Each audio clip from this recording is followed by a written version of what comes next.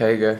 Hello everybody, today is a miserable, cold, wet Friday and I'm in my kitchen in England and I'm just preparing to go back to Jordan on Sunday where it is even colder.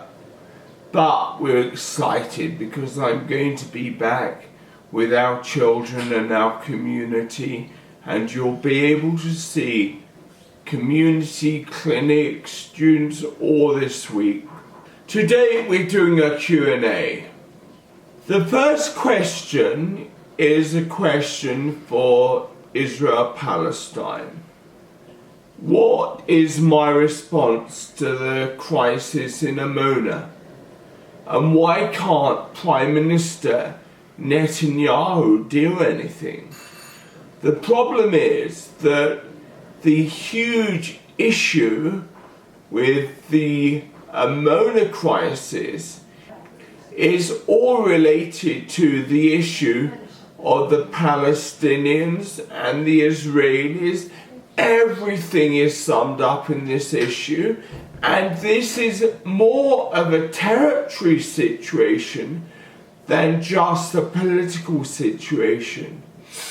And there are these people who see themselves as settlers, but they say they are settling in their land which God has given them.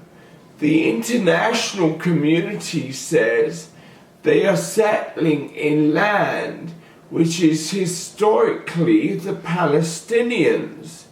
And so that is the crisis. To be or not to be? What is the question? One of the questions that a lot of people have put to me recently is what do you make of President Trump? The fact is, I'll be honest with you, I'm really disappointed by his immediate attitude to the treatment of refugees and the treatment of so many of the people from my area like Iraq. But at the same time, I have to be honest that I actually like Trump, and I actually think that President Trump could have some of the real answers for the most powerful nation in the world, and therefore answers for many of the world issues, full stop. One of the big concerns and questions raised often is what is happening to the Assyrian Christians.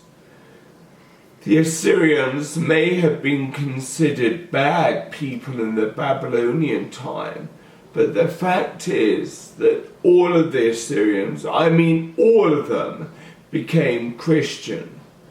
And therefore, we don't say, are you a born-again believer? We say, are you Assyrian? Because the Assyrians are fundamentally Christian.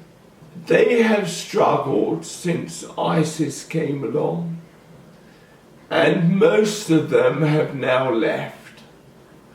There are no Assyrians left in Nineveh or Nineveh, which was a place where they all homed in on. Many have gone to Jordan, and next week you will be with all of my children from Mosul, living and working in Jordan, going to school there. Many of the Assyrians are just waiting. Most of our people in Jordan are waiting. Where will we go? And there are only really 3 countries which are welcoming them now. That is Australia, number 1, Canada, number 2. A lot have gone to America. You know, there are more Iraqi Christians in Chicago than in Iraq. In Iraq now, we're talking probably 50,000 in Iraq proper. We don't know whether it's 1 or 200,000 in Kurdistan in the north, what I call pretend Iraq.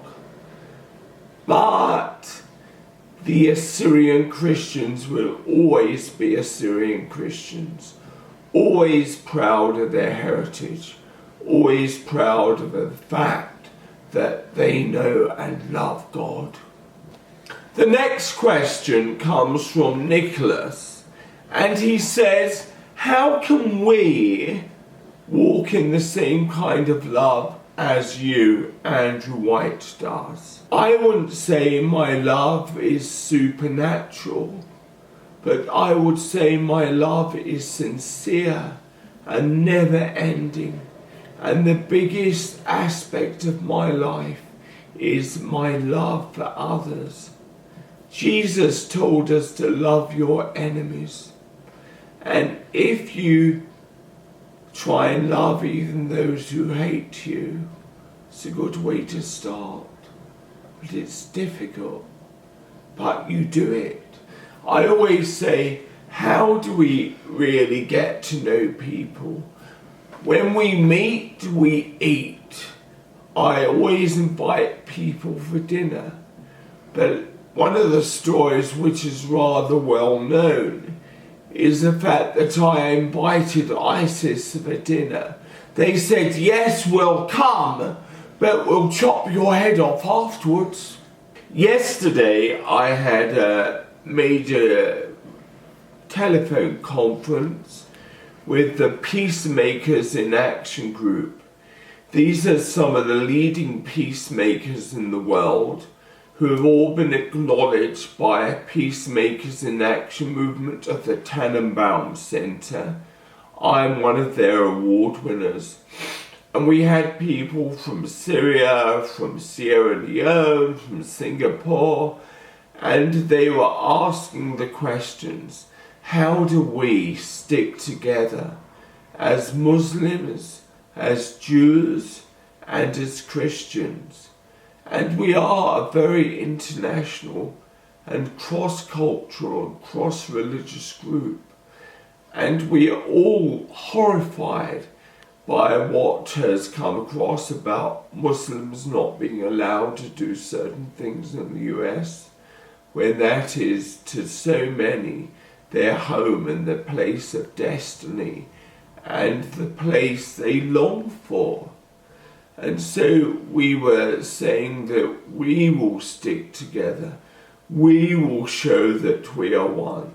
Come what may, we will not give up the fight. And our fight now, we're not fighting against enemies. Our fight is to show people that we are fighting for peace and fighting for love and fighting for oneness. Now we have this YouTube channel, it's just part of our work. We are having a big movement called Jerusalem Merit, Jerusalem Middle East Reconciliation International. And this year, instead of us having a major school, we're concentrating on young people.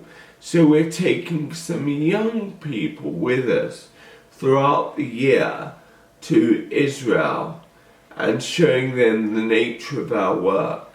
And we hope that you will come with us on our journey, that you will sign up to follow this YouTube channel, and that you will watch what we're doing and you'll see how you can support us. We always say we need two things. We need people to pray for peace and pay for peace. Please help us. Now, the thing about this new YouTube channel we're showing, we need you to like it, to share it, and to get other people to become part of it together. We can't do this alone, but with you, we can. Bye!